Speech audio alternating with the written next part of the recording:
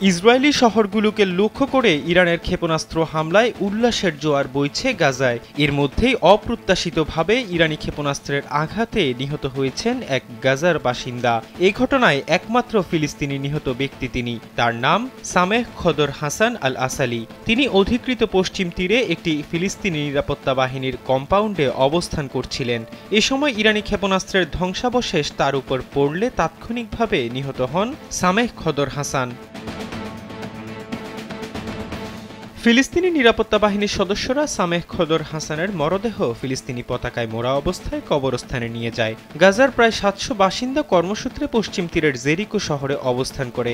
সেলফিন অ্যাপে দেশ বিদেশের যে কোনো জায়গা থেকে অ্যাকাউন্ট খুলতে পারবেন কোনো ঝামেলা ছাড়াই। সেলফিন, আগামীর ব্যাংকিং।